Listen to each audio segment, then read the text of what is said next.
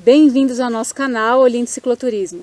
Hoje a gente continua a nossa volta ao mundo, indo da Ásia para os Estados Unidos, acompanhando o Olinto na volta ao mundo de bicicleta que ele fez na década de 90. Eu cheguei no Monument Valley, que é aquele ícone, né, dos faroeste. Chegaram os índios navarros e começaram a cantar lá, cara. Aquele pôr do sol, os caras... Porra, aquele troço arrepiava, cara. Um negócio maravilhoso, assim. Então, sentir isso tudo de perto, vivenciar aquelas vastidões, foi impressionante. Essas histórias estão no 9º capítulo do livro No Guidão da Liberdade. E esse vídeo faz parte da comemoração de 25 anos da volta ao mundo de bicicleta. Só para lembrar, pessoal, isso aqui é uma websérie. E se você quiser ver todos os capítulos dela numa tacada só, você entra ali embaixo, tem uma playlist, você clica lá e vai ver todos. Se você quiser, claro, adquirir o livro No Guidão da Liberdade também, é só entrar lá que vai ter a nossa loja virtual. Dá uma força pra gente. Olinto, no capítulo anterior você contou pra gente as histórias da Ásia. O que fez você sair da Ásia e ir para os Estados Unidos? Bom, quem está acompanhando toda essa série sabe que, na verdade, eu comecei a volta ao mundo sem saber o que ia fazer volta ao mundo. Eu ia ficar só um ano pela Europa.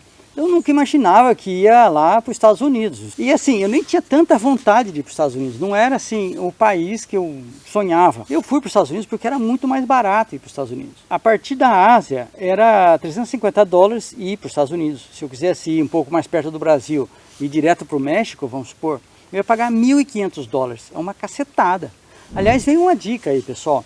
Se você pretende fazer, vamos supor, do Alasca até a Patagônia, fica pensando qual que é o vento melhor, que te empurra mais, esquece isso, velho. O que a maior parte dos europeus, inclusive, fazem. Eles vão para os Estados Unidos primeiro, vão só de cueca, assim, nada, nenhum equipamento. Eles compram tudo nos Estados Unidos, porque lá é muito mais barato. Então vale a pena você começar a tua viagem já pelos Estados Unidos, depois ir para o Alasca. Tudo lá é muito mais facilitado. Eu acho que vale a pena você pensar nisso quando você estiver planejando uma grande viagem de bicicleta. Não tem como você pensar que não tem nenhum lugar dos Estados Unidos que você não tem vontade de conhecer. Tipo o Grand Canyon, é uma coisa que eu sempre achei fascinante. É um lugar que eu queria estar um dia. E além disso, eu imaginava que eu podia, indo para os Estados Unidos, conseguir arranjar algum trabalhinho, juntar uma grana, porque eu estava muito pelado de grana. Realmente esse capítulo do livro tem umas histórias bem instigantes aí, né? Então conta um pouquinho pra gente, Olinto, como foi para chegar nos Estados Unidos e depois para entrar nos Estados Unidos. Bom, se você já leu o livro No Guidão da Liberdade, você sabe que quando eu saí de Bangkok, eu tinha uma passagem para os Estados Unidos muito marota, né, cara? Então eu estava meio tenso. Quando eu cheguei para fazer a migração, de toda forma, com visto ou sem visto, se o cara não vai com a tua cara, você não entra. Aí eu tenho um problema absurdo, né? Eu estava meio que preparado para um monte de coisa ali, eu tenho umas frases feitas e tudo mais. E fui explicando pro cara lá e tal, aí eu percebi que estava tranquilo, né, meu? Eu queria saber por que eu vim para os Estados Unidos. E eu comecei a explicar um monte de coisa, e depois parei e falei, não, via turismo. Pronto, aí ele pegou, carimbou, entrei.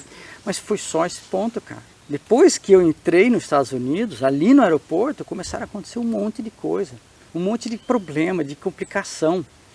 E eu fui ficando cada vez mais tenso, mas a cada coisa que acontecia, logo depois acontecia uma outra coisa que ia montando um quebra-cabeça enorme, que eu comecei a perceber que pouco adianta ou qual seria a minha participação em tudo isso. E mais que nada, eu aprendi uma visão com muito mais fé do que acontecia para mim.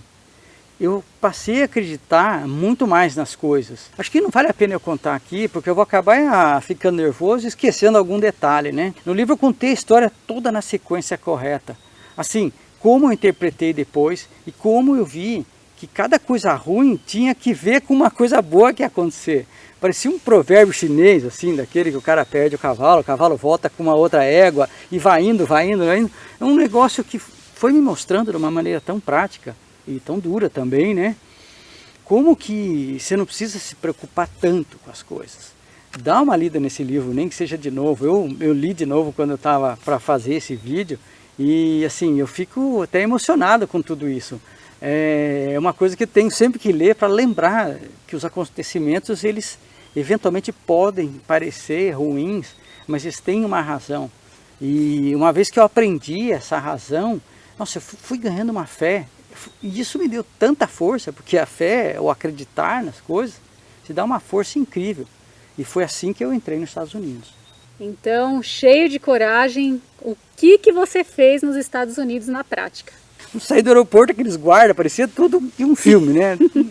Claro, mas Hollywood tá ali, né, cara? Tinha que ser, né? De novo, né? Estados Unidos é o tamanho do Brasil, cara. Você chega, o que você quer ver aqui? Ah, eu quero ver a Amazônia, quero ver Salvador, Foz do Iguaçu. Cara, vai ver tudo isso de bicicleta, tem certeza? É bem assim que você quer? De uns anos, né? É, a coisa que eu mais tinha era a ignorância, né? Ignorância profunda, não sabia o que fazer, não sabia o nome da cidade. Tudo é famoso, mas onde que fica o Grand Canyon? Eu não sabia. Eu não sabia nem sair de Los Angeles. Aliás, ninguém sabe sair de Los Angeles se não for de carro e pelas highways, coisa que você não pode fazer de bicicleta. Uma hora eu encontrei um velhinho lá que ele falou, eu sei e tal, você vai, pega essa aqui, vira pra cá. Aí ele me ensinou, 50 quilômetros do aeroporto, eu tava numa, tipo de um parque nacional, chama Floresta Nacional. Quando você vê Hollywood assim, é aquela mesma cadeia, só que mais pra lá um pouco. É uma floresta nacional, eu já estava acampando lá. Não só fiquei numa boa, porque já era um lugar tranquilo, só andei 50 km, fiquei em Los Angeles, você anda 100 km, você não sai da cidade. Você não sai da cidade, cara. É gigante, super espalhada assim, né? Feita para carro, né? Tinha um guarda-parque lá, o Gerald. O cara é muito gente boa, cara. Ele conhecia profundamente os Estados Unidos. Estava cheio de mapa do lado dele. A gente começou a pegar mapa. Naquela noite, cara, eu fechei o plano para conhecer os Estados Unidos inteiro. Eu falei para ele gostar de Parque Nacional e tudo mais, né? E lá tem o primeiro Parque Nacional do mundo, que Parque Nacional é uma ideia americana, que é o Yellowstone. Fui pro Sequoia, que tem aquelas árvores gigantes, depois eu fui pro Yosemite, que tudo é famoso, né, cara? Por um jeito e por outro, que tem o El Capitan, que o pessoal escala e tudo mais. Fui para Lake Tahoe, que é onde aconteceu aquele filme Cidade dos Anjos, né? Tudo saiu um filme, né? Eu fui até o Yellowstone, depois o Great Titans, Crateras da Lua, depois o Capitol Reef, um monte de parque nacional. Monument Valley, Grand Canyon, e fui indo ao sul até chegar no México. O fato é que o país é lindo, cara. Pra você ter uma ideia, capa, contracapa e orelha do livro são desse capítulo. Não dá para saber se é bonito de verdade ou se de tanto você ver filme americano você começa a achar tudo aquilo muito bonito. Eu acho que é bonito mesmo, sabe? Jim Morrison falava que the West is the best, né? O Oeste é o melhor. Porque lá que tem a Rocky Mountains, que é as montanhas rochosas, né? E eu adoro montanha. Na montanha que você tem aquela discrepância, você anda poucos quilômetros, você já está vendo um monte de coisa diferente, né? Um monte de coisa muda muito, né? E depois tem os desertos, o Vale da Morte, né? Death Valley, e assim vai indo. Eu adorei essa região, assim, acho que todo mundo podia tentar um dia conhecer alguma coisa dessas de perto, assim. Eu cheguei no Monument Valley, que é aquele ícone, né, dos faroestes. Chegaram os índios navarros, começaram a cantar lá, cara. Aquele pôr do sol, os caras... Porra, aquele troço arrepiava, cara. Um negócio maravilhoso, assim. Então, sentir isso tudo de perto, vivenciar aquelas vastidões, foi impressionante. Nos capítulos anteriores, você falou sobre esse desejo de voltar a se comunicar melhor com as pessoas, de poder falar um pouco a língua local. Como que foi a sua experiência nos Estados Unidos? É bem isso que a Rafa falou.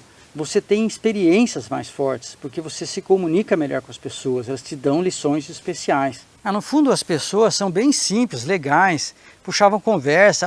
Cara, e aí, nossa, quanto tá carregado aí, pra onde você tá indo e tal. E aí fazia amizade direto, assim, conheci um monte de gente. Algumas dessas pessoas, fiz amizade para toda a vida. Até hoje eu converso com elas por e-mail. Tem gente que veio me visitar no Brasil, de tão legal que esse pessoal é. Tem uma história que eu acho que eu não vou contar aqui, porque já tem um vídeo falando sobre ela. Foi um encontro com a senhora Rice e o que ela falou para mim. Então essa mensagem, você vai pegar essa história inteira nesse vídeo que eu vou deixar o link ali.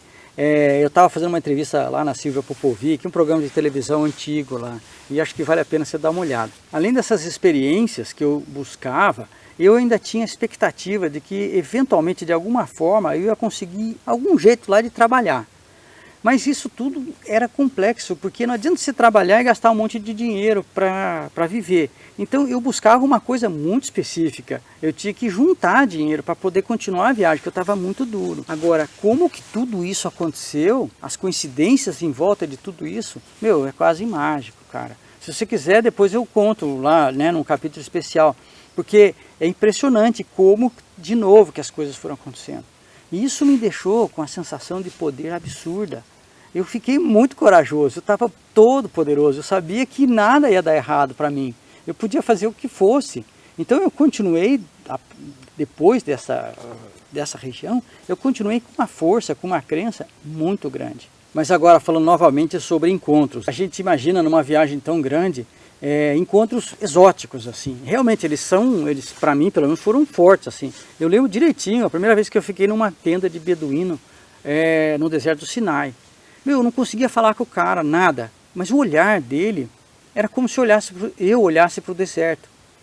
Eu sentia a paz que aquele homem tinha de estar vivendo naquela região e só conhecer aquilo e conhecer profundamente aquilo. Acampar junto com os beduínos, perceber o que é realmente essencial para uma vida nômade, me identificar com eles, esse troço se aprende na hora, é uma experiência muito forte. Mas às vezes as coisas podem acontecer de uma forma menos exótica, assim, e te ensinar um monte de coisa. Eu estava andando e eu encontrei o Jim Clark, que é um cara da Nova Zelândia. Uma das poucas vezes que eu tive alguém que ia para o mesmo caminho, assim. A gente começou a andar junto, assim. O cara tinha 70 anos. Minha esposa, ela quis ir lá, encontro internacional da mulher lá na China. Eu não estava afim desse troço, eu vim pedalar pelos Estados Unidos. Com 70 anos, me contando assim, porque ontem começou a chover, não tinha onde ficar, fiquei debaixo da ponte e tal. Aquele ânimo de quem tem 20 e poucos, que era a minha idade, né? E quando ele começou a contar essas coisas, eu falei, pô, que legal, então vamos junto, vamos. Falei, vou ter que ir na manha aqui, né, tadinho do velhinho, né? O cara pedalava de um tanto. Se eu não encostasse na roda dele atrás, ele dava perdida, o cara sumia na frente. Só andando no vácuo. Só no vácuo do velho, cara. Agora, o que tudo isso acaba trazendo? A gente é acostumado com o Brasil, né? A gente é acostumado com padrões aqui de esporte, todo mundo gosta de jogar bola e tal. Depois dos 40, 50... você vai jogar bola, você leva um encontrão, você quebra uma perna, cara, você tá zoado. Não tem muito jogo de velhinho. Agora esse cara com 70 anos estava viajando de bicicleta. Então lá na época eu não tinha nem 30, hoje eu tô com 54. E o meu plano justamente, inclusive baseado nele, pedalar até os 70, 73, acho que dá para tentar, acho que estamos trabalhando para isso. E a gente percebe isso, né? Que quando a gente está viajando de bicicleta, a gente se renova de todas as formas, não só o corpo, a mente, né? A gente realmente fica mais jovem. Com 70 anos eu posso viajar de bicicleta ainda, fazer um negócio legal desse tanto. Isso é muito bacana, isso é um ensinamento forte, tipo assim, cara, você está no caminho certo.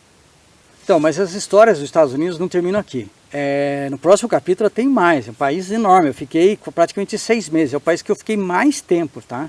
E eu vou deixar vocês com as melhores imagens, como sempre, né? E claro, se você quer ouvir alguma dessas histórias, ou conhece lá do livro, quer ver a gente contar, deixa nos comentários lá que a gente vai fazer um vídeo só para você.